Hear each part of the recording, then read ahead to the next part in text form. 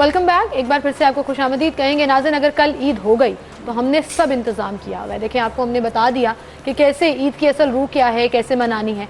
वहीं पर आपने अपनी सेहत का ख्याल कैसे रखना है। ऐसा ना हो कि रमज़ान के बाद जैसे होता है ना कि खुल गए आप, बट साहब मैं आपको समझा रही हूँ, हमने इंतज़ाम ये किया कि हम आपको ऑथेंटिक टिप्स इंफॉर्मेशन देंगे मुस्तनिद लोगों की तहत, और आपके लिए ख़ास तौर पर कि रमज़ान के बाद आपने ये नहीं करना कि ईद वाले दिन सुबह से शाम तक आप बस खा ही रहे।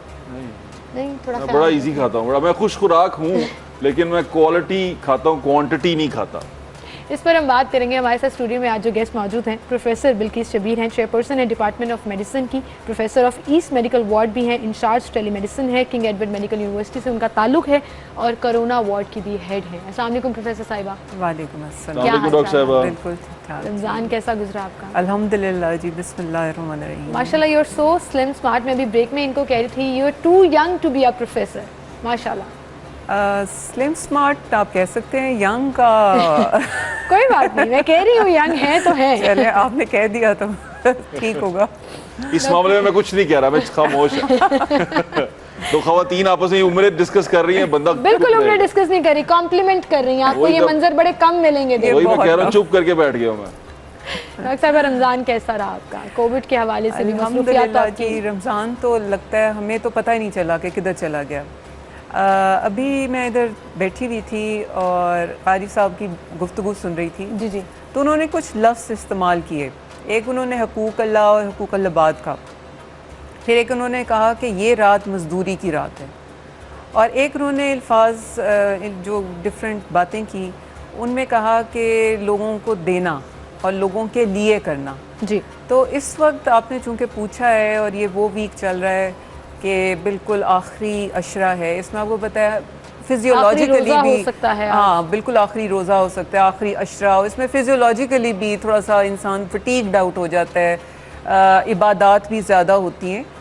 तो मैं इस वक्त सलूट करूँगी उन तमाम डॉक्टर्स को, उन तमाम नर्सेस को, और उन तमाम पैरामेडिकल स्टाफ को जो इस वक्त राइट नाउ वो डिफरेंट फोरा पे जो ड्यूटियाँ दे रहे हैं, उसमें उनका बिल्कुल इस वक्त मजदूरी की रात उन्होंने इबादत के लिहाज से कही थी। मैं सोचती हूँ ये भी इबादत है, मजदूरी कर रहे हैं वो उस पीपी में पहन के। आप सोचें कि मेरे ख्याल में स्मार्टनेस का एक राज बहुत सारे डॉक्टर्स का इस रमज़ान में ये होगा कि वो पीपी में पहन के, वो एक मशक्क़त है, उसके अंदर जो आपकी हालत होती है, कुछ गर्मी आपको जब पहने तो आपको एहसास होता है कि चांद तारे नज़र आना शुरू हो जाते हैं कुछ देर बाद। तो ये बिल्कुल जी इस वक्त हाइट पे ये वाली जो हमारी वेव थी, ये हाइट पे थी, आपको सारों को पता है, दिस वाज थर्ड वेव। आपने ये जो इस रात को बुलाया है, आई थिंक अगर इससे एक भी इंसान को फ़ायदा होता है, तो जैसे अल्लाह ताला ने कुरान शरीफ में फरमाया है कि किसी ने एक जान बचाई, उसने पूरी इंसानियत को बचा डाला। एक मैसेज जो मैं देना चाहूँगी, जो हमने पिछली ईद उल फितर पे भी देखा, वो ये था कि लोगों ने SOPs फॉलो नहीं किए, और उसके बाद हमारी जो फर्स्ट वेव, जो फ्लोरिड वेव थी, वो आई। इस ईद पे ये लॉकडाउन चला, इसमें हमने स्टेटिस्टिक्स को, अगर मैं आपको जनरल सा पिछले 2 से 3 हफ्ते का स्टेटिस्टिक्स मैं बताऊँ, तो चलो सिर्फ लाहौर की बात कर लेते हैं क्योंकि दिस इज सिटी 42 जी। लाहौर में तकरीबन ऑन एन एवरेज ना डेली कुछ 4.25 से 4.5 हज़ार के करीब मरीज़ डायग्नोज हुआ डेली। जो इसको पॉजिटिविटी रेट, इन्फेक्टिविटी रेट जो है वो आप 9 to 10% कह सकते हैं। जो डेथ्स हैं वो 125 से 150 के दरमियान हुई, ये 2 से 3, ये पूरे रमज़ान के। मैं आपको एक जनरल स्टेटिस्टिक्स, मैं king Edward medical university Delhi के बता रही हूँ। मैं आपको किंग एडवर्ड मेडिकल यूनिवर्सिटी, जिसके साथ सबसे बड़ा जो इस पंजाब में सर्व कर रहा है म्यो हॉस्पिटल, उसके थोड़े से स्टेटिस्टिक्स बताती हूँ कि ऑन एन एवरेज हम डेली हमारे पास तकरीबन 230 से 260 तक मरीज़ रहे हैं इस रमज़ान में। अच्छा। और उनमें से तकरीबन 70 to 90 वेंटिलेटेड पेशेंट्स थे। अब वेंटिलेशन आपको शायद दूसरे प्रोग्राम्स में भी आपने जिक्र किसी डॉक्टर हजरात ने किया हो कि 2 किस्म की होती है। एक तो होती है बाकायदा ट्यूब, और एक होता है वो हाई प्रेशर मास्क जी। तो इनको हम दोनों को वेंटिलेटेड कैटेगरी में लेते हैं। तो तकरीबन 80-90 मरीज़ हमारा वेंटिलेटेड है। और इसमें मज़ीद ये कि deaths, number of deaths 10 to 15 on an average. लेकिन ये ज़रूर है, ये मैं एक आपको थोड़ा सा अच्छी न्यूज़ देना चाहूँ कि जो थोड़ा लॉकडाउन पिछले कुछ दिनों से, जब से स्ट्रिक्ट लॉकडाउन हुआ है, तो ये हमारे स्टेटिस्टिक्स थोड़े से नीचे कम होना शुरू हो गए। वैसे लोगों को ये पता चलना चाहिए कि लॉकडाउन का असल में फ़ायदा होता है। आप देख रहे हैं कि जिस तरह जो तादाद है वो नीचे आ रही है, परसेंटेज नीचे आ रही है, तो लॉकडाउन का फ़ायदा होता है। लेकिन इसका ये मतलब नहीं डॉक्टर साहबा, ये भी मैं लोगों से आपके थ्रू शेयर करना चाहते हैं हम कि लॉकडाउन के फ़ौरन बाद अगर हम आज़ाद होकर निकल जाएं तो फिर वो सारा लॉकडाउन ज़ीरो हो जाता है जो आपने किया होता है। बिल्कुल बिल्कुल बिल्कुल, जैसे मौलवी साहब ने फरमाया कि आपने अपनी सारी जो इनहिबिशंस हैं वो लॉक की हुई है रमज़ान में। कोई गलत काम, कोई झूठ बोलने से पहले बंदा सोचता है, कोई रियाकारी करने से पहले सोचता है। इसी तरह वही वाली बात है और लॉकडाउन के बाद आप एकदम खुल जाओ तो खुल क्या जाते हैं। ये ईद पे, बल्कि पिछली ईद पे मैं आपको कुछ मतलब मेरे अपने पेशेंट्स थे, पूरी फैमिलीज उस सिंगल एक ईद लंच पे इकट्ठी हुई 20-20 जिस तरह होते हैं बहन भाई, और पूरी फैमिलीज, उसमें मोर्टेलिटीज़ भी हुई। और इसमें बड़े ऐसे लोग हैं जो बड़े एजुकेटेड भी हैं, उनको पता भी सारा कुछ था। लेकिन ये है कि ईद एक त्यौहार ही ऐसे, इसमें मेरे ख्याल में प्यार और मोहब्बत का बेस्ट एक्सप्रेशन ये होगा कि आप इसको वर्चुअल रखें। हमारे पास फ़ोन है, हमारे पास फेसबुक है, हमारे पास ये तो वीडियो कॉलिंग है, स्कूल्स में है ना, गूगल क्लासरूम बना लें, सबको बीच में ऐड करें, 40-50 लोग एक साथ ही जो है ना वो ईद मना रहे हैं। नहीं तो हमने ऐसे किया ना, हम मेरी जो फैमिली है इस वक्त कुछ ऐसे स्प्लिट हुई हुई है कि वालिद साहब मेरे हैं नहीं दुनिया में, वालदा और 2 बहन भाई अमेरिका में है और एक भाई इधर है और उसकी बेगम गुजरांवाला है। तो हम सारों ने जूम के ऊपर ईद मनाते हैं। आपका यानी कि प्लान है अगर कल ईद हुई तो जूम मीटिंग जो है वो फैमिली जूम मीटिंग, और वो बड़ी अच्छी रहती है। अच्छा, लेकिन डॉक्टर साहब ईदी नहीं देनी पड़ती। अच्छा डॉक्टर साहब, ईदी अकाउंट भी साथ देते होंगे आप, ये अकाउंट पे ईदी भेज देना। बिल्कुल, वो तो फिर ज्यादा मिलती है ना ईदी। जगह टैक्स के साथ मिलती है, थोड़ा सोचता है कि अच्छा नहीं आ अकाउंट ट्रांसफर। डॉक्टर साहब, अभी जैसे हम जिक्र कर रहे हैं कि अगर अब ईद है कल या परसों, वो तो डिपेंड करता है मगरिब के टाइम जब चांद नजर आएगा, खाने पीने में हम एहतियात नहीं करते, और ख़ास तौर पर जो आपकी एक्सपर्टीज़ भी हैं, sugar patient, BP patient, uric acid के पेशेंट्स, ये लोग इतना सारा खा लेते हैं, बद एहतियाती कर लेते हैं, बदपरहेज़ी कर लेते हैं। That's the most common word जो मुझे बिल्कुल। उसके बाद फिर हेल्थ वाइज आप डाउन, हेल्थ वाइज, बल्कि ये कोविड को तो छोड़े, वैसे हमारा ये एक ट्रेडिशनल, क्योंकि मैं तकरीबन अब ऑलमोस्ट 30 ईयर्स हूँ इन प्रैक्टिस, हमेशा ये हमें पता होता है ईद उल फितर के दूसरे दिन गैस्ट्रोएंटराइटिस के मरीज आना शुरू होते हैं, ठीक है, और हमेशा गैस्ट्रो की शिकायत ईद पे ही गैस्ट्रो की शिकायत, और तीसरे दिन जो है वो जो आपको पता होगा, इससे हमारे लिवर डिजीज़ बहुत ज़्यादा है जी। और क्रॉनिक लिवर डिजीज़, इसको हेपेटाइटिस सी और बी की वजह से जो होती है, तो उसमें ज़्यादा अगर प्रोटीन ले लेना तो उसमें एक कंडीशन होती है जिसे हम हेपेटिक एनकेफलोपैथी कहते हैं, जिसे बेहोशी का आलम। तो तीसरे दिन वो मरीज़ आना, क्या वजह कि जी गोश्त खा लिया ज़्यादा, शुगर है तो जी वो हमारे कुछ डायबिटिक इमरजेंसीज होती हैं जिससे हम डायबिटिक कीटो एसिडोसिस कहते हैं, कुछ टेक्निकल वर्ड्स हैं वो मैं यूज़ नहीं करूँगी, लेकिन शुगर स्काई हाई पहुँची हुई, वो वजह क्या है जी, मिठाई आई तो अब तो नहीं ना हो सकता, वो नाराज हो जाएगा जिसने सेवियों से दिन का आगाज किया, फ्रूट ट्राइफल पे चाचू कहते हैं ना, चल खा ला है, मेरी वजह तो खा लो, मेरी खातर खा लो, ये बड़े प्यार नाल भेजिए थे, शुगर नहीं आया करी, कुछ नहीं। इसे तो देखें, इस्लाम में हमें ये हदीस है एतदाल पसंदी, बिल्कुल जी, कि अपने जब भी खाओ, ये भी मतलब इस्लाम हमें हर चीज़ सिखाता है कि 1/3 खाना, 1/3 पानी और 1/3 हवा। ये अगर हम इसी एतदाल पसंदी जो हमें सिखाई गई है हमारे रिलीजन ने, हम इसी कोई कंटिन्यू करें ईद पे, तो मैं वो खाएं, जरूर खाएं, लेकिन इत्तेदाल के साथ। मेयाना और रवि बड़ी खूबसूरत चीज़ है, अल्लाह ताला के नबी ने भी हमें यही कहा सल्लल्लाहु अलैहि वसल्लम ने कि मेयाना रवि इख्तियार करें, अपने हर काम में मेयाना रवि इख्तियार करें, कोई दरमियान का रास्ता इख्तियार करें और अपनी हदों के अंदर रहें। छोटा सा ब्रेक लें, ब्रेक के बाद आपको यहीं से ज्वाइन करते हैं।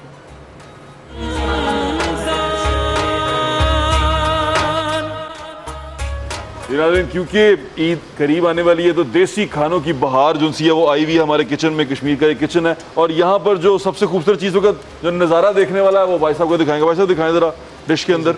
इसके अंदर मक्खन है, मखनी हुई भी है आपकी डिश, इसके मक्खन और अंदर मखनी है ना, हाँ मक्खन है और इसके अंदर देसी मुर्गा है। आज हम वो वलैती मुर्गा भी इस्तेमाल नहीं कर रहे, देसी मुर्गा इस्तेमाल कर रहे हैं। मताम मक्का के ये लोग हैं, मताम मक्का वाले जो उनसे हैं, उनका चैलेंज है कि उनसे अच्छी कढ़ाई कोई नहीं पका सकता। तो आज भाईजान हम क्या पका रहे हैं मदर साहब? सर देसी चिकन बना रहे हैं, देसी चिकन मखनी, चिकन हर चीज मखनी डाली हुई है आपने। जैतून में भी बट साहब बनाते हैं वो और है देसी ना घी में भी मखनो बनाते हैं। मखनी किया हुआ है, जैतून में बनाते हैं, यानी कि ओए पलवाना वाली रोटी शुरू करती तुसी। देसी घी में भी बनाते हैं, जैतून में भी बनाते हैं, ऑयल नहीं इस्तेमाल करते, डालडा इस्तेमाल नहीं करते। इसकी स्पेशल बात क्या है इस कढ़ाई की? ये डिफरेंट कैसे है बाकी कढ़ाइयों से? ये सर प्योर हमारा फ्रेश होता है, देसी मक्खन भी प्योर हॉलैंड से मंगवाते हैं वो। हॉलैंड से जी सर। ये खालिद अंसारी साहब की बड़ी अंसारी खास बात जी है, सर। उनके रेस्टोरेंट में जब आप जाएं गलताब मक्का में, तो उनकी कोशिश होती है कि हर चीज़ आपको खालिस मिले। खालिस का मतलब ये कि मक्खन भी मिले आपको, जैतून भी मिले आपको, और जो खा रहे हो गोश्त भी उनका स्पेशल है, उनका अपना मीट वो प्रोसेस करते हैं वहाँ पर। और वो कहते हैं कि वो सिर्फ जो कढ़ाई में इस्तेमाल करते हैं वो रान और दस्ती का गोश्त इस्तेमाल करते हैं। आप ये पकाएं, मैं एक बार दोबारा वापस आता हूँ। क्या खूबसूरत नज़ारे हैं किचन के अंदर। साहब देख लिया आपने, हाँ। ये होने वाला ईद पे, ये खाने खाली नज़ारे नहीं, खूबसूरत नज़ारे, खुशबुएं भी अभी बड़ी ये इफ्तारी के खूबसूरत है। टाइम खाएंगे, बाकायदा खाएंगे, और फिर ईद पे भी कोशिश इनकी यही होगी कि ठीक ठाक हम खाना खाएं। मैं कह रहा हूँ डॉक्टर साहब खूबसूरत नज़ारे सिर्फ किचन में नहीं है, डॉक्टर साहब माशाल्लाह बहुत खूबसूरत है। चले डॉक्टर साहब देखिए अब आप आ गए हमारी सिर्फ मैं डॉक्टर साहब की तारीफ कर रहा हूँ, बहुत जरूरी होता है खातून की बहुत अच्छी है, इखलाक की भी बहुत अच्छी, इखलाक की बहुत अच्छी हैं, डॉक्टर साहब लाइक भी बहुत हैं। और क्योंकि डॉक्टर साहब के साथ मैं कोरोना जो वॉर थी उसके अंदर हम बहुत सारे शोज कर चुके हैं और बड़ी अहम बातें बताती हैं। जिस तरह आपने भी जो शुरू की थी बात डायबिटीज़ की, शुगर की और उसकी यूरिक एसिड की, ब्लड प्रेशर की, बड़े अच्छे मशवरे। डॉक्टर साहब अभी रमज़ान गुजर गया, हमारा बॉडी का जो रूटीन वो और हो गई है खाने पीने की। तो शुगर पेशेंट जो से हैं वो जब रमज़ान से दोबारा नॉर्मल लाइफ की तरफ आते हैं तो उनके लिए कोई टिप्स हैं आपके पास? जी बिल्कुल हैं। आपने ज़रूर कुछ प्रोग्राम्स ऐसे किए होंगे शुरू में, जिसमें रमज़ान से तकरीबन 6 हफ्ते पहले हम अपने शुगर के पेशेंट्स को एजुकेट करना शुरू कर देते हैं। जी ठीक है। कि उनकी थोड़ी सी मॉडिफिकेशन लाते हैं डाइट में। मसलन अगर कोई गोलियों पे है तो क्योंकि मेन जो ब्रंट होता है खाने का वो होता है ये अफ्तारी जी, ठीक है, सहरी पे रिलेटिवली लेस होता है। आम हालात में नाश्ता जो होता है वो बंदा इंसान नाश्ता दोपहर का खाना ज़्यादा खाता है, रात को ज़रा कम खाता है, और अफ्तार और सहर में ये उल्टा हो जाता है। जी तो इसमें हम यूजुअली जो शुगर कम करने वाली दवाइयाँ होती हैं, मैं उनके नाम अगर डिटेल में करना चाहिए बहुत लंबा प्रोग्राम हो जाएगा, लेकिन आपने ज़रूर किया होगा ऐसा प्रोग्राम कि हम उनको रिवर्स कर देते हैं कि हम ज़्यादा जो स्ट्रेंथ की दवाइयाँ हैं वो हम फतूर पे देते हैं और सहूर पे लेस स्ट्रेंथ की देते हैं। इसी तरह इंसुलिन की भी डोजेज जो इंसुलिन ले रहे हैं कि उसको हम रिवर्स कर देते हैं। इसको हमने ग्रेजुअली दोबारा से वापस लेके जाना है, ठीक है। और इसमें मैं मशवरा ये दूंगी, आपने शुगर वाले पेशेंट्स की बात की कि चूंकि अब हम वापस शिफ्ट हो जाएंगे, शायद कुछ लोग 6 रोज़े मज़ीद रखें जी, उसके बाद जब हम शिफ्ट हो जाएंगे वापस अपनी रूटीन में, तो for the first 2 to 3 days अपनी शुगर उसी तरह मॉनिटर करें जब आपको शुरू में जब आपकी दवाई शुरू की गई थी या टीका शुरू किया गया था तब आपको बताया गया था। उसका मतलब है फास्टिंग, नाश्ते के 2 घंटे बाद, दोपहर के खाने से पहले, खाने के 2 घंटे बाद, रात के खाने से पहले और रात के खाने के 2 घंटे बाद। तो ये कुछ 2-3 दिन जब वो एक पैटर्न बना के अपने मॉलेज के पास, और इधर मैं टेली मेडिसिन का नाम लूंगी, मैं उसी तरफ आने वाली कि ये you can avail the sir, क्योंकि अब आजकल चूंकि कोविड है, जितना मिनिमम कांटेक्ट, जितना आप घर से बाहर कम निकले, मरीज पहले तो कम आ रहे हैं या आउटडोर बंद होते हैं। Tele medicine is a blessing कि आप घर बैठे डॉक्टर से बराह रास्त रब्ता कर सकते हैं। ये इसमें शुगर का भी आ जाता है। आपने टेली मेडिसिन ब्लेसिंग की, तो मैं तो कहती हूँ ये कोविड एक ब्लेसिंग भी है।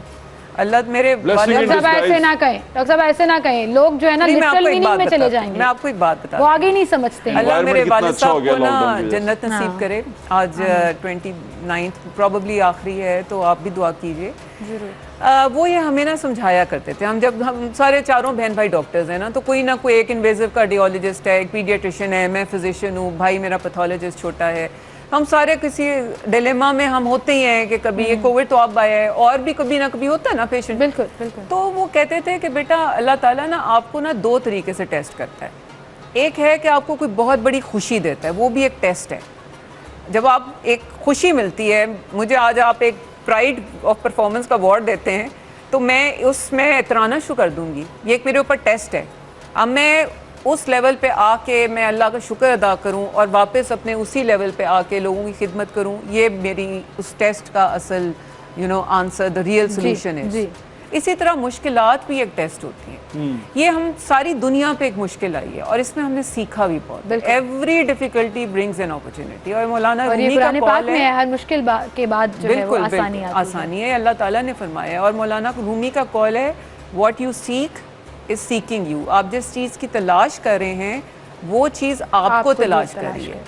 ये इसकी कुछ हिस्ट्री ऐसे है कि जब ये शुरू में पहली वेव आई, ये मई की बात है, 12 मई को गवर्नर पंजाब साहब ने, क्योंकि उनका 36 साल का एक्सपीरियंस था यूके में, उधर उन्होंने टेलीमेडिसिन देखा हुआ था। उन्होंने जब ये एकदम पेशेंट आए, पहला मरीज तो आपको पता है फरवरी 26 को आया था पाकिस्तान में, मई में वेव आई, ऊपर आई, तो हमें हॉस्पिटल्स के ओपीडीज बंद करना शुरू हुए। उनके दिमाग में ये ब्रेन वेव आई कि मैं जो उधर टेलीमेडिसिन अवेल भी करके आया हूँ और चूँकि वहाँ वो हेल्थ में रिलेटेड भी थे, उसके साथ इन्वॉल्व भी थे, देख के भी आया हूँ, तो why not subject our own health system to telemedicine. इन्होंने एक मीटिंग अरेंज की सारे वाइस चांसलर्स के साथ, 12 मई की बात है।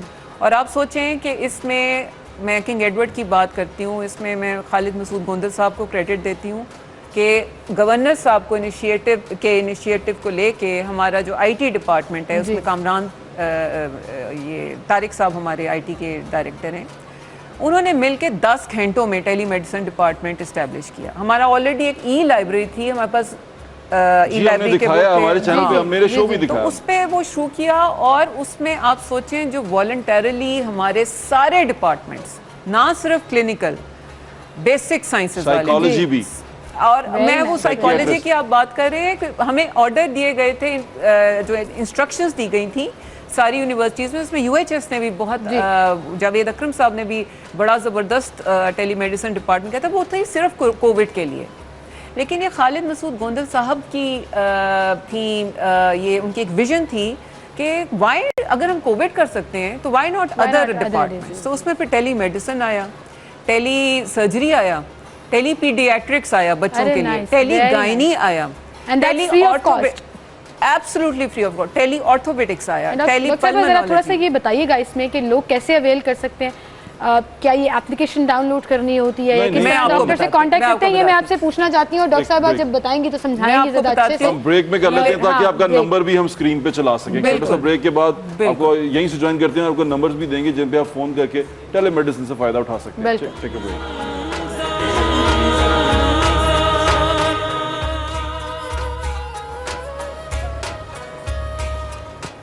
वेलकम बैक नाज़रीन, एक बार फिर से खुशामदीद कहेंगे। डॉक्टर साहब जहाँ से बात छोड़ी थी वहीं से कंटिन्यू करेंगे। टेलीमेडिसिन से हम लाहौर वाले कैसे फ़ायदा उठा सकते हैं? टेलीमेडिसिन की मैं बात कर रही थी और ब्रेक आ गई, लेकिन मेरी बात में ब्रेक भी आ गई। मैं आपको भी लिस्ट बता रही थी, मैं पहुंची थी टेली ऑर्थोपेडिक्स तक, उसके बाद आगे चलें, टेली पल्मोनोलॉजी भी है, टेली कार्डियोलॉजी भी है, टेली न्यूट्रिशन भी है, और एक बहुत ज़रूरी जो डॉक्टर साहब आप जो मैं आपको क्योंकि आपने डॉक्टर वाली बात की तो मुझे भी डॉक्टर ही समझे। हाँ बिल्कुल, क्योंकि ये हमेशा साइकोलॉजी की बात करते हैं। साइकियाट्री, टेली साइकियाट्री, ये इतनी इम्पॉर्टेंट सर्विस थी और इतनी इसमें प्रोफेसर अली मदी हाशमी, प्रोफेसर नाज़िर शिमरान, इन्होंने जो रोल प्ले किया है, क्योंकि इसमें ना सिर्फ आपको पता है पहले पेशेंट का स्ट्रेस, फिर पेशेंट के काउंसलिंग आ जाती है, पूरी फैमिली का स्ट्रेस आ जाता है, हेल्थ केयर वर्कर्स का स्ट्रेस। बिल्कुल सही। मैं जा रही हूँ, मैंने जाके मरीज को हाथ लगाने, मैं सारा वायरस इनहेल करके जा रही हूँ। मैं जब घर जाऊँगी तो मेरे ओल्ड एज पेरेंट्स हैं, मेरे बच्चे हैं, मेरी पूरी फैमिली है, मेरे मिलने मिलाने वाले हैं जिनको मैंने फेस करना है। और आज को मुझे कुछ हो जाता है, क्योंकि आपको पता है हमारे में से इतने शहीद हुए। मेरे अपने कज़न प्रोफेसर मुस्तफ़ा कमाल पाशा उन बेशुमार शहीदों में शामिल हैं जिन्होंने, people have led their lives, doctors have led and nurses and paramedical staff. तो इसमें जान का भी मतलब इट्स ऑलमोस्ट वाकई ये वॉर ही है जिसमें we have not been train to फौजी तो उनको हमेशा ट्रेनिंग होती है, डॉक्टर्स की ट्रेनिंग वॉर की ट्रेनिंग नहीं थी, लेकिन उन्होंने फाइट बिल्कुल उसी की है, बिल्कुल की है, बिल्कुल। तो इसी तरह फिर बढ़ता गया सिलसिला टेली साइकियाट्री से, फिर टेली न्यूट्रिशन, डेंगी बीच में आया अगस्त में, डेंगी टेली डेंगी। अब इंशाल्लाह ये मई के एंड में हमारे जो हम वर्किंग जिस पे कर रहे हैं प्रोफेसर खालिद मसूद गोंदल साहब की सरबराही में, वो है एक ओबेसिटी क्लिनिक। आपने बात की थी शुरू में वजन की, खाने की, पीने की, क्योंकि ओबेसिटी एक खाली तमाम खाने से बीमारियों की रिलेटेड जड़ है, सारी बीमारियों की जड़ है, और उसमें मल्टी डिसिप्लिनरी अप्रोच है। अच्छा, वहाँ एक और आज की बात है, एक यूएई से, आपको पता है ये पूरा जो वीक है ना, ये ये छुट्टियां रही ईद की, लेकिन इसमें भी टेली मेडिसिन सर्विसेज बरकरार रही, जबरदस्त ये फोन। और आज की बात है कि एक डेंटिस्ट्री से के यूएई से कॉल आई डेंटिस्ट्री के मुतालिक, उनका दान का मसला था और वो उनको बताया गया, और वो यूएई से कॉल थी। इधर से हमारे पास मोर देन 47 कंट्रीज से भी कॉल्स आती रही हैं, और उसमें भी तो बेसिकली ये नंबर्स है जिस पे आप कॉल करके अपने मुतल्लिका जो भी डिजीज़ है, जिस हवाले से भी आप चेक कराना चाहते हैं, उसमें आप चेक करा सकते हैं। तो अक्सर कोई मैसेज जो आप देना चाहें आवाम को, वो क्या होगा? मैसेज ये होगा जी, डरा के रख दें जरा हमारी आवाम को, थोड़ा सा समझ जाएं। ये मेरा मैसेज है, इसको पहनना है, इसको सही तरह पहनना है, इसको ऐसे पहनना है, ऐसे पहनना है, ठीक है, और इसको ऐसे नहीं पहनना, इसको ऐसे नहीं पहनना, इसको ऐसे पहन के, अगर ये आपको लूज है तो इसका ये करके आपने ट्विस्ट करके पहनना है। Number 1। Number 2 social distancing. Number 3 hand hygiene. Number 4 vaccination vaccination vaccination. डरना नहीं है वैक्सीनेशन से। मैंने बहुत सारे मरीज देखे हैं जो जिनको वैक्सीनेशन के बाद कोविड हुआ, लेकिन इतना माइल्ड हुआ क्योंकि इनिशियली मसूद गोंदल साहब को हुआ। हाँ, उन्होंने अपना एक्सपीरियंस और उनका अपना एक्सपीरियंस, अल्लाह ताला ने उनको सेहत दी, और उन्होंने खुद बताया था और आपको खुद बताया था कि उनकी वैक्सीनेशन के बाद हुआ था जी। और उनको, चूंकि मैं खुद फॉलो कर रही थी, वो सिविरिटी वो उनकी बेगम को हुआ, वो मेरी टीचर हैं, गोंदल साहब भी मेरे टीचर हैं, और उनकी और भी फैमिली मेम्बर्स को हुआ, लेकिन वो सिविरिटी जो थी, और इसके अलावा हमारे बहुत से, क्योंकि हम हेल्थ केयर प्रोवाइडर्स थे ना सबसे पहले जिनको वैक्सीनेशन लगी थी, हमारे बहुत सारे फैकल्टी मेम्बर्स को हुआ, लेकिन वो सिविरिटी वो नहीं थी। वो माशाल्लाह अब सारे बैक टू ड्यूटी हैं, अल्हम्दुलिल्लाह। तो ये प्लीज़ वैक्सीनेशन का ये मिसकंसेप्शन कि क्या वैक्सीनेशन से कोविड तो नहीं हो जाता, क्या वैक्सीनेशन इनफर्टिलिटी तो नहीं करती, प्लीज इसका आंसर नो नो नो। सबसे बड़ी दलील ये डॉक्टर हजरात खुद करा रहे हैं, सबसे पहले फ्रंटलाइन वर्कर्स को हो रही है और फिर लोगों को कहा जा रहा है करें। अच्छा, आप खालिद मसूद गोंदल साहब का जिक्र कर रहे थे, तो हमारे साथ स्टूडियो में आज एक मेहमान भी मौजूद हैं, खालिद मसूद गोंदल साहब के साहबजादे हैं, और हमजा मसूद गोंदल। आपके बाल बिल्कुल ठीक रहे हैं। और खालिद मसूद गोंदल साहब, बट साहब आपको याद होगा कि जब हमारे शो में आए थे तो उन्होंने बताया था कि हमजा बहुत खूबसूरत नाते रसूल मकबूल पढ़ते हैं, तो मैं हमजा को दावत दूंगी कि हमजा प्लीज़ आप ज़रूर तशरीफ़ लाएँ। सीमल, इधर वो वाली बात आ जाती है ना, एक होती है ना तालीम और एक होती है तरबियत। इनकी वालदा भी मेरी टीचर हैं, इनके वालिद साहब तो मेरे टीचर हैं ही हैं, इनके नाना भी मेरे टीचर थे। अच्छा। और मेरे वालिद साहब इनके वालिद साहब के टीचर थे। वाह वाह, टीचर और टीचर ही हुए। तो ये जो इनके घर में जो आप एंटर होते हैं ना, तो जो आप हुए हुए एंटर, तो ये अभी आप देखेंगे उस्ताद मोहतरम वाली फील आना शुरू हो जाती है, तरबियत वाली। जी बिस्मिल्लाह भाई।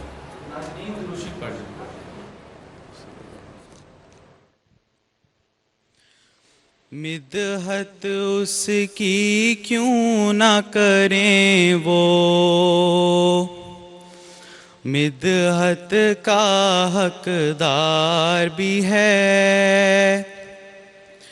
बादे खुदा जो अपनी हदों में, मालिक भी मुख्तार भी है।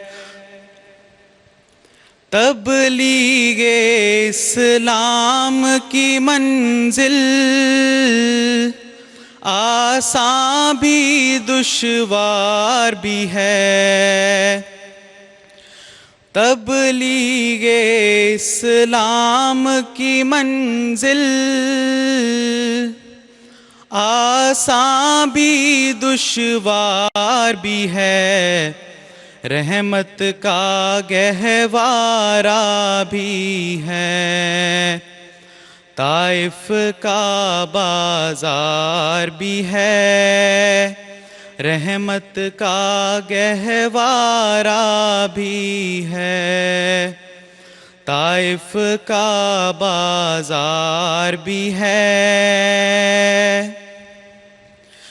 तूफानों का क्या डर हमको,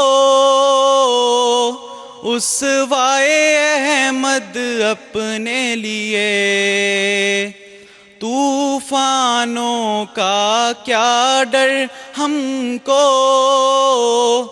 उसवाए अहमद अपने लिए दरिया भी है, साहिल भी है, नाव भी है, पतवार भी है, दरिया भी है, साहिल भी है, नाव भी है, पतवार भी है, मिदहत उसकी क्यों ना करें वो, मिदहत का हकदार भी है, बादे खुदा जो अपनी हदों में, मालिक भी मुख्तार भी है।